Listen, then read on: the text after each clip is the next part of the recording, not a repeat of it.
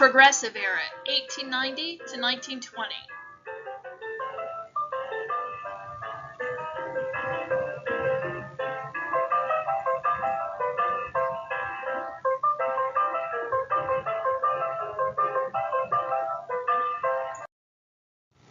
Overview.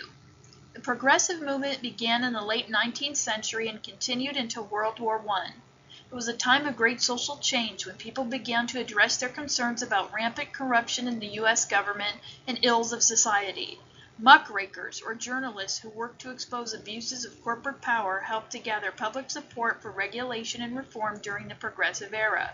Following is a timeline of important events in the progressive movement. 1874, Women's Temperance Movement founded.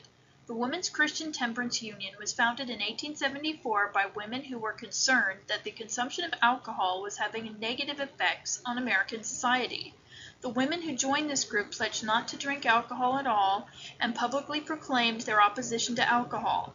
Leaders like Carrie Nation protested saloons and destroyed bar windows.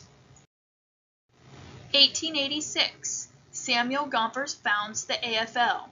Samuel Gompers founded the American Federation of Labor, AFL, a union made up of skilled workers. The AFL was one of many labor unions that sprang up in the late 1800s as workers fought to improve wages and working conditions in factories and businesses across the United States. Labor unions fought for the 8-hour workday, improved wages, and an end to child labor. 1889, Jane Addams opens Hull House. Jane Addams, a prominent progressive leader, supported the Prohibition movement and many other social reforms. Addams opened Hull House in Chicago, a settlement house that helped poor immigrants that lived in the slums. Hull House became an important part of the community for immigrants and the poor. 1890, Sherman Antitrust Act is passed. Congress passed the Sherman Antitrust Act to prevent monopolies and trusts in American industries, specifically in the railroad and steel industries. It was the first law to deal with monopolies and trusts, and along with the Interstate Commerce Act, was one of the first acts to regulate big business. 1890, Jacob Riis exposes conditions in tenements. Photojournalist Jacob Riis published the book How the Other Half Lives. Studies among the tenements of New York, which exposed the horrible conditions faced by immigrants living in the slums of New York. By using photographs, drawings, and written description, Riis's book included images of sweatshops, child labor, and overcrowded and unsanitary tenements. Riis used his book to advocate social reform. 1892, the Sierra Club is founded. The Sierra Club was founded in 1892 by John Muir as an environmental organization. The goals of the group were defined as protection of the wilderness, the responsible use of natural resources, and education regarding the benefits of conservation. 1892, the Homestead Strike. The Homestead Strike took place in 1892 when iron and steel workers who belonged to the Amalgamated Association of Iron and Steel Workers struck the Carnegie Steel Company in Homestead, Pennsylvania, to protest a proposed wage cut. The company's manager hired 300 Pinkerton detectives to protect the plant and the strikebreakers who were still working. In an armed battle between the workers and the detectives, several men were killed or wounded. The governor called out the state militia, and the non-union workers stayed on the job, ending the strike. 1895, U.S. v. E.C. Knight & Co. goes to the Supreme Court. In 1892, the American Sugar Refining Company acquired the E.C. Knight Company, creating a 98% monopoly of the American sugar refining industry. The U.S. government sued the E.C. Knight Company, arguing that this monopoly violated the Sherman Antitrust Act. The Supreme Court ruled the manufacturing of sugar could not be regulated by Congress because it was a local activity. 1900. Carrie Chapman Catt and women's suffrage. Carrie Chapman Catt was a notable leader of women's suffrage. She was the president of the National American Women's Suffrage Association in 1900 to 1904, and again from 1915 to 1920. Because of the efforts of Catt and other suffragists, women finally gained the right to vote in 1920. 1901. Theodore Roosevelt becomes president. Theodore Roosevelt supported many progressive reforms. He was also a strong supporter of the conservation movement. He expanded the amount of land that was used for national parks and national forests. He realized that natural resources, especially forests, needed to be managed in a way so that they would not be depleted. Roosevelt, who also worked to ensure that ordinary citizens got a square deal. He did not want people to be mistreated by big corporations. He supported government regulations of the railroad industry, and he expanded the government's role in protecting consumers. 1902. Anthracite coal strike occurs. In May, coal workers in Pennsylvania's anthracite fields struck, demanding higher wages, union recognition, and an 8-hour workday. Anthracite coal was necessary for heating homes. President Theodore Roosevelt met with coal workers in October, 5 months after the strike began, to help resolve the strike. It was the first time the president personally intervened in a labor dispute. During President Theodore Roosevelt's administration, the government played a more active role in regulating big business and was able to use its power in a more efficient manner. 1902. Beginning of election reform. Many progressives sought to reform U.S. politics to give citizens more direct power over the government in order to circumvent political bosses or corruption. In 1902, voters in Oregon approved a ballot measure that created the initiative and referendum processes for citizens to directly introduce or approve proposed laws or amendments to the state constitution, making Oregon the first state to adopt such a system. These measures were further expanded in 1908 with the passage of an amendment giving voters the power to recall elected officials in the popular election of the U.S. Senators. In 1911, California Governor Hiram Johnson established the Oregon system of initiative, referendum, and recall in his state, viewing them as good influences for citizen participation against the historic influence of large corporations on state lawmakers. These progressive reforms were soon replicated in other states, including Idaho, Washington, and Wisconsin. 1904, U.S. acquires Panama Canal.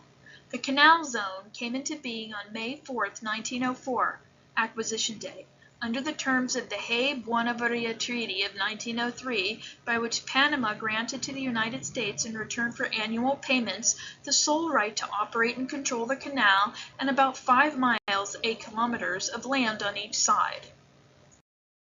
1904, Muckraker Ida Tarbell takes on Standard Oil. Beginning her research into the company in 1900, Tarbell pieced together public documents from across the country to find instances of Standard Oil's aggressive approach to putting down its rivals.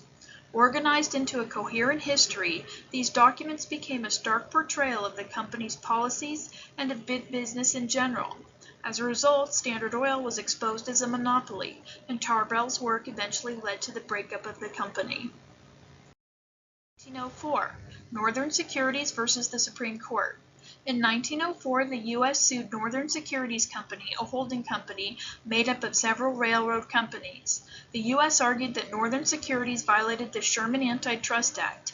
The Supreme Court ruled that Northern Securities was in violation of the act and ordered the company to break up.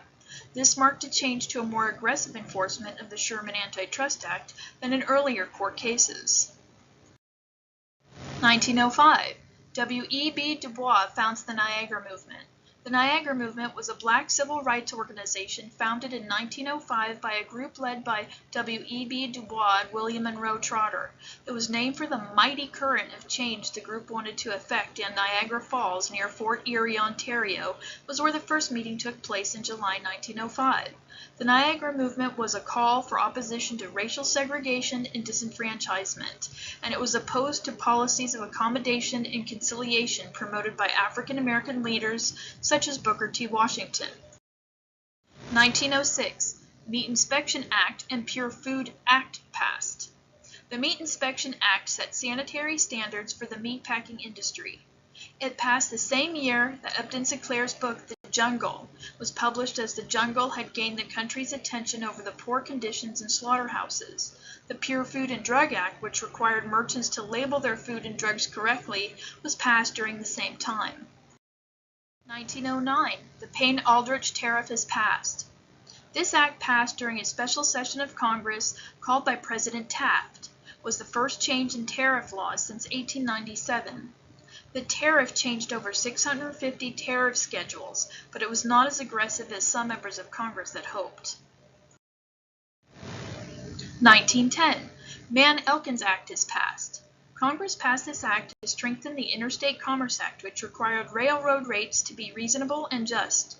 The law did not specify what reasonable and just meant, so the act was not effective in regulating rates. Under the Mann-Elkins Act, railroad companies are required to prove that their rates were reasonable. 1911. American Tobacco versus U.S. goes to the Supreme Court. The U.S. sued the American Tobacco Company in 1911 for violating the Sherman Antitrust Act. It was the first case brought against a tobacco company. American Tobacco was found in violation of the Sherman Antitrust Act by the Supreme Court and broke up into several major companies. 1911. Triangle Shirtwaist Factory Fire. A fire broke out at the Triangle Shirtwaist Factory in New York City, resulting in the death of 146 garment workers who were unable to escape from the upper floors of the building.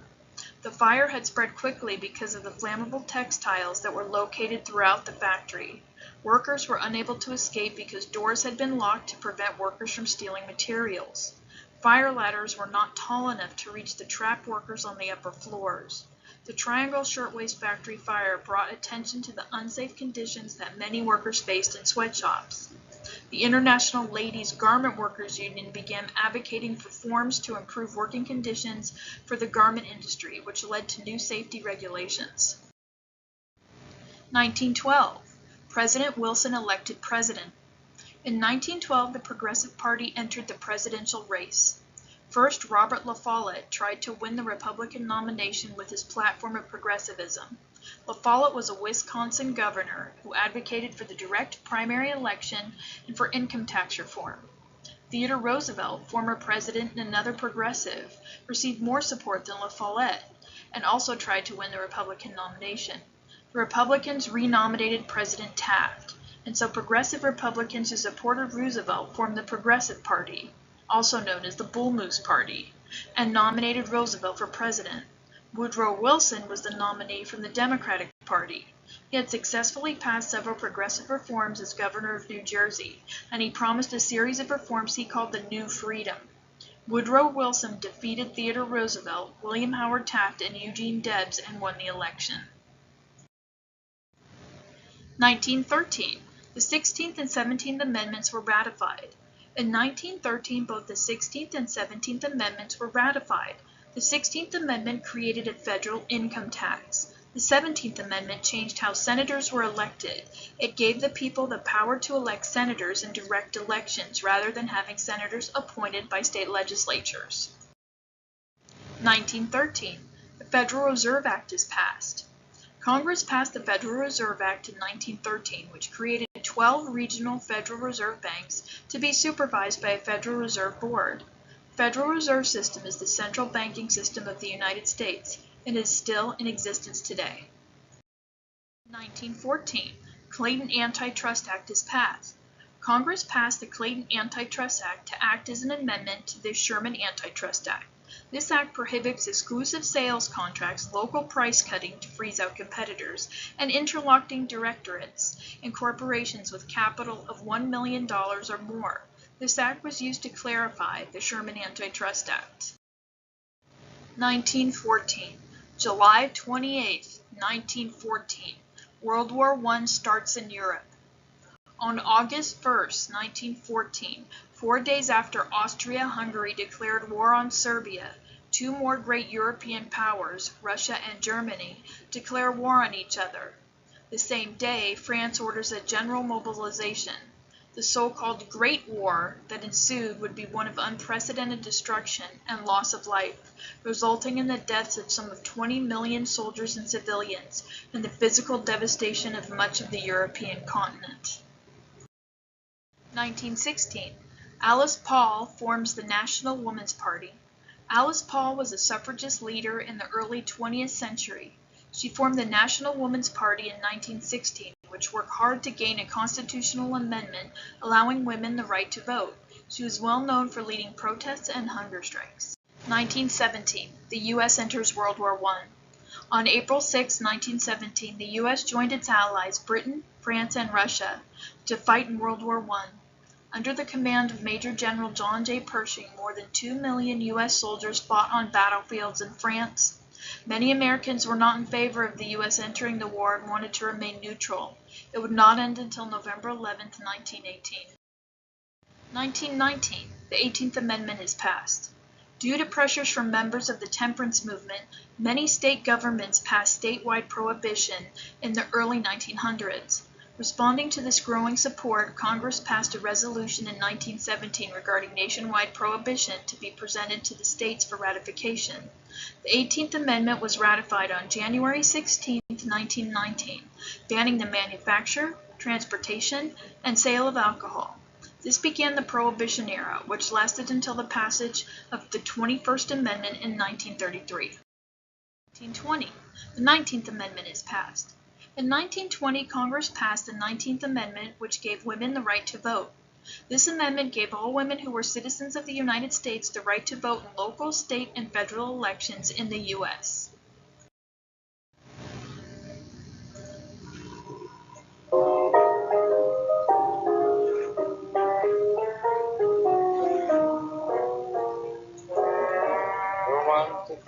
Up next, the Roaring Twenties. No one to walk with, but I'm happy on the shelf. Ain't misbehaving.